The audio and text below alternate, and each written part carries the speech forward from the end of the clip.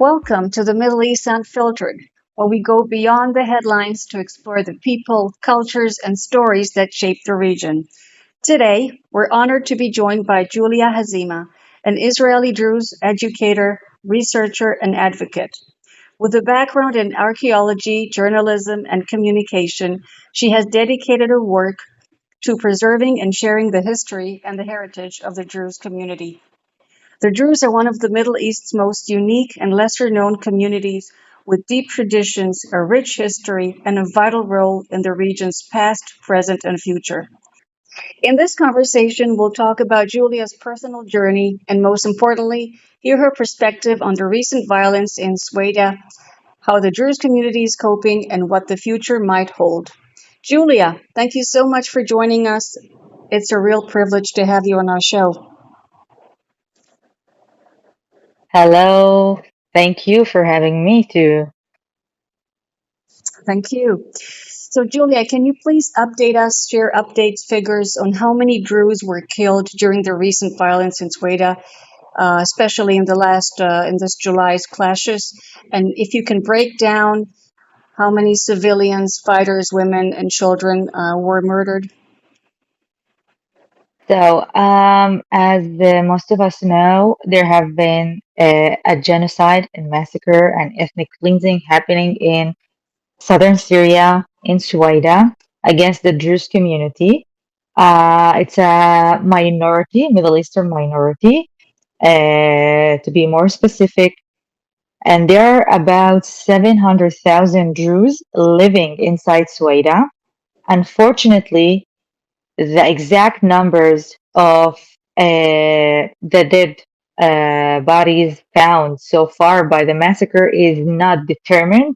Uh, as far as we can tell, we have over 100 and sorry 1,500 uh, dead people, including women, children, elderly, fighters, but we don't have exact numbers of each category or each section.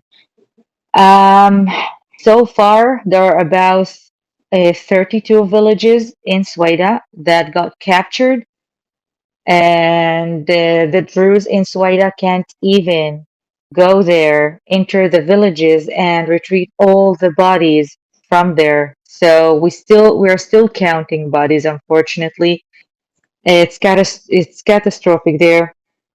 And so far, we have missing people. Over 80 women are missing. They are not even categorized in the kidnapped or dead sections. They are missing. No one knows what happened to them so far. And over 100 women are kidnapped. Unfortunately, those women are being sold, human trafficking. Uh, it's so sad to hear about this in our century, unfortunately. It's not just the women, it's although like young girls, children, and men. Over 500 men also are kidnapped. And the Druze don't have a country there like we have here in Israel to negotiate bringing back the hostages. Um, it's very difficult at the moment to make negotiations and to get back all the hostages, which are in big numbers, like over 600 or something. Um, and so far, the situation there is deteriorating day by day since many people are still being kidnapped either on a road from Suwayda to Damascus or the other way around. People are afraid to get out of their houses and they're staying inside their provinces, let's say, like in Jaramana, Sahnaya, near Damascus, or in Sweida, just for this reason, like not to be cut off the road, like pirates do, and just be kidnapped or shot at and get killed. So, yeah. Well, this is terrible. I'm listening to you, and it's like, it's horrible. It's really horrible. You know, what was done to the men, the women, the children. So, and I was watching a podcast today. I think you were there as well, of a Druze man asking for help. Um, Yes. so tell me, what steps are being taken to help survivors and those displaced? I mean, are there any local relief efforts, humanitarian convoys, burial operations, or any aid organizations active in the region? So yeah, the podcast that I had, it's not from today. Hmm. You would be surprised to hear that this podcast that I did with Adam Hamza, a Druze from Sweida, it was in May. It was the massacre that happened to the Druze in Jaramana and Sahnaya near Damascus, not in Suwayda. And it Hmm. happened exactly after the last visit of Druze Mashayikh from Syria to Israel to Prophet Jethro's shrine, if you remember that visit. Yeah, So I'm no so one did. covered this in the media, unfortunately. No Mhm. one covered this in the media about this massacre that happened to the Druze there. Many people got killed, massacred, kidnapped. Even the mayor, he was killed along with his only son in Sahnaya. He's a Druze man. He did his best to host the ones who came to visit into his area, and next day he was killed by them. Now, regarding what's being done, if you noticed in the podcast, the guy that we interviewed had lots of trouble connecting. He didn't have electricity, no Wi-Fi, and we couldn't hear him most of the podcast. We barely got him a few minutes to actually talk to us, and us being on silent, so we can hear him and have the connection work finally. Yes, So nothing has been done. it was very short, Julia, that podcast. He Yeah. mentioned he didn't have electricity. Yes, yes, we used to write in the private chat for him to read what we're asking because he couldn't hear us. Like we talked only to ourselves, but he couldn't hear anyone of us. And unfortunately, since that time, since May this year, nothing has been done to fix the electricity shortage or problems that they have. Some of the residents there tell me, like, Julia, we barely have 2 hours or 1 hour of electricity.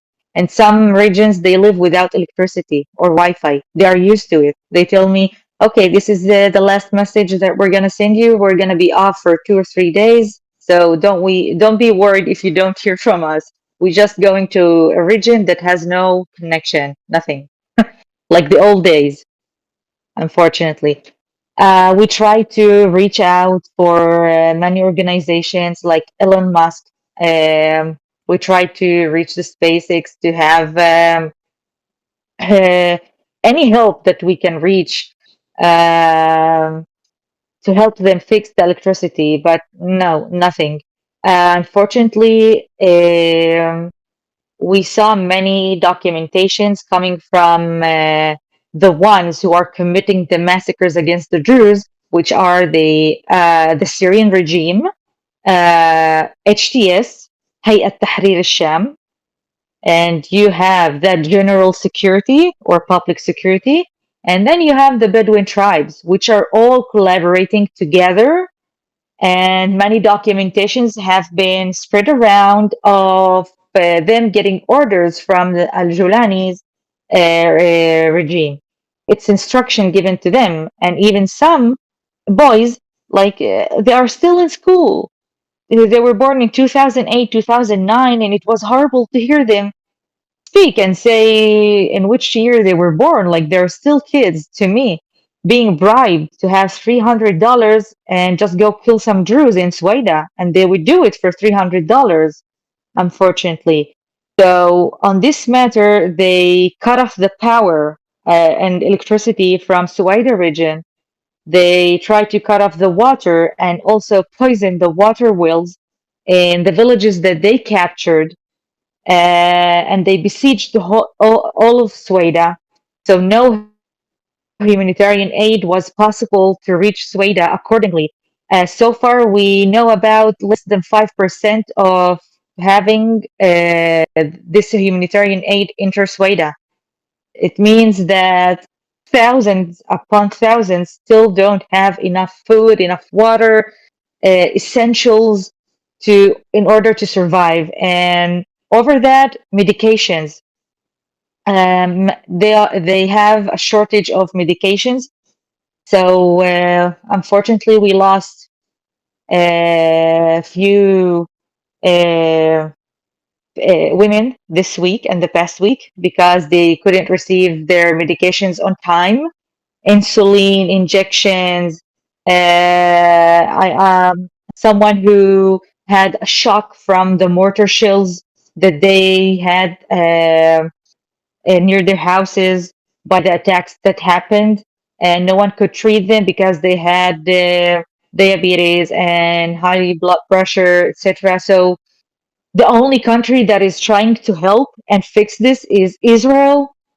And the only humanitarian aid that they reached at the beginning and had was from Israel through helicopters, helicopters being um taken all the way to Sweida and try to help with medications and food as much as they can, but it's still not enough because Jordan refused to open the border in order for us to have the trucks with all the humanitarian aid to reach Sweida easily. It would be so easy just to open the border and give all the humanitarian aid without any risks, but Jordan doesn't want to take any risk.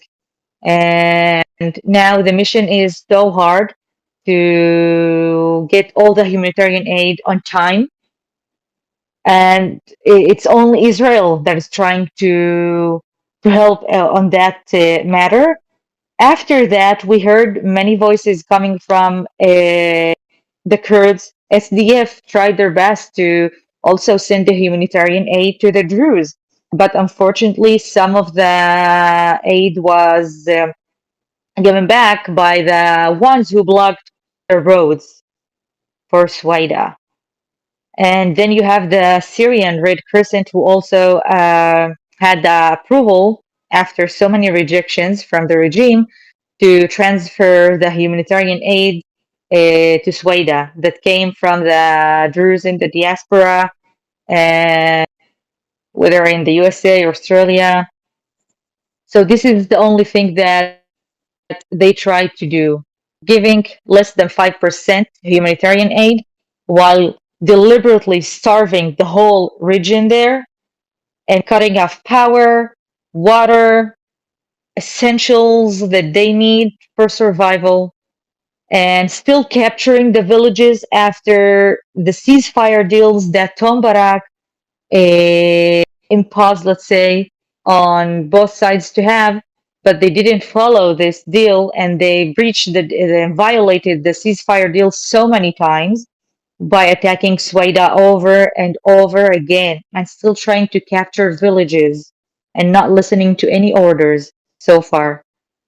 So, yeah, So the situation is not really calm at all in the area. So no. who is managing the security right now? Do they have local Ah, authorities there, or is oh, the Druze leadership okay. stepped in? So, good question. Who's managing the security? So, at the time of even Bashar, the former regime, Bashar al-Assad, the Druze relied on themselves. They didn't rely on the regime to protect them. They made their own army, let's say, okay? They have Rijal Karama and they have other parties around there, uh, like monitoring the whole area. And it's the locals themselves.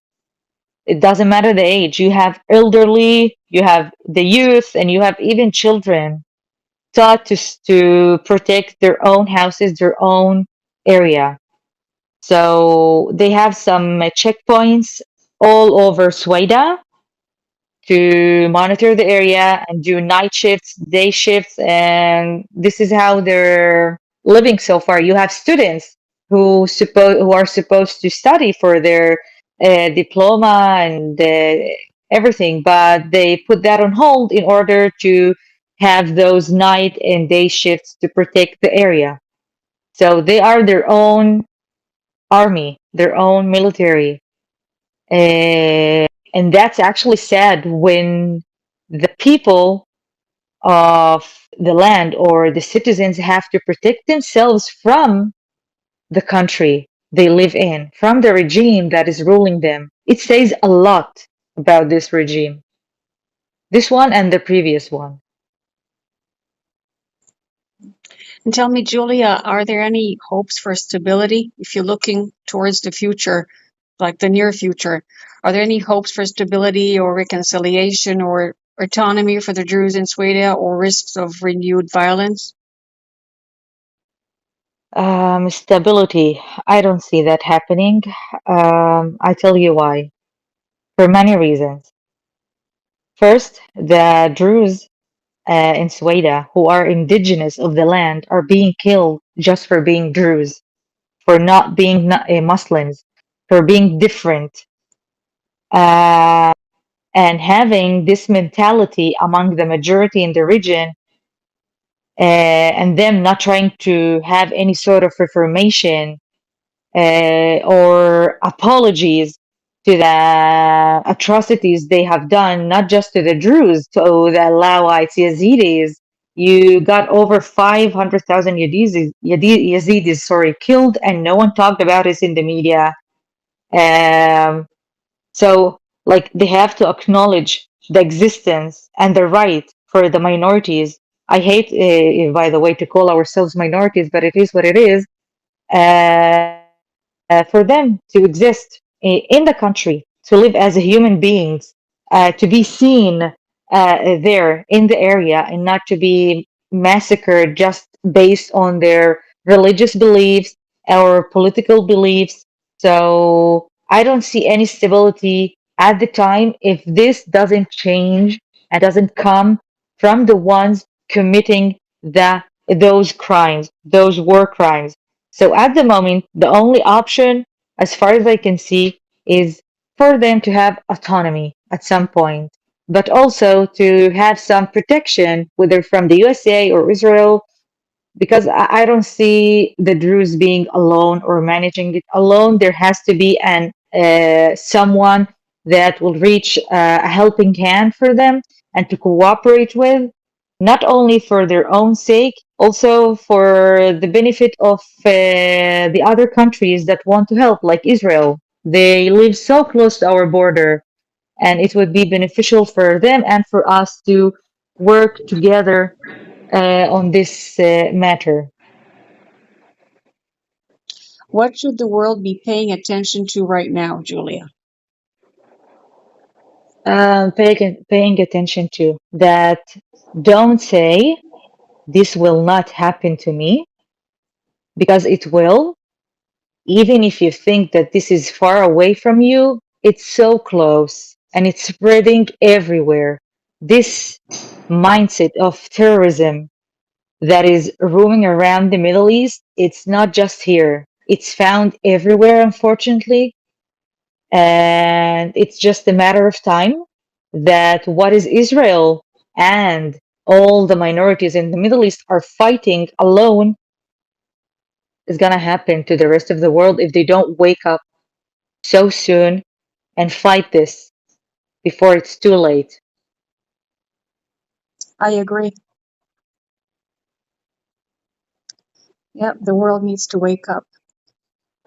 Julia, I want to thank you for helping us understand not only the Druze history and culture, but also the heartbreaking events in Swedia, the community's resilience, and what lies ahead. Do you know, Julia, conversations like this remind us that there is always so much more beneath the headlines. We have here real lives, we're talking about real struggles and real hopes for the future. For those who watch, I encourage you to keep learning, keep asking questions, and you're welcome to leave questions on the chat.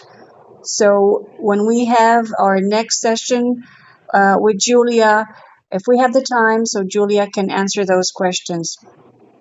Julia, thank you very And much. It's been an honor. uh, thank you. Thank you for having me and giving me the opportunity to spread the word, which is the most valuable thing that we have now. and which the media is not doing, but we're doing our best. And all thanks to you for giving us this opportunity. And I'm here to answer any questions that you have regarding the Druze in any aspect. So thank you. Well, thank you, and I'll see you next week, Julia.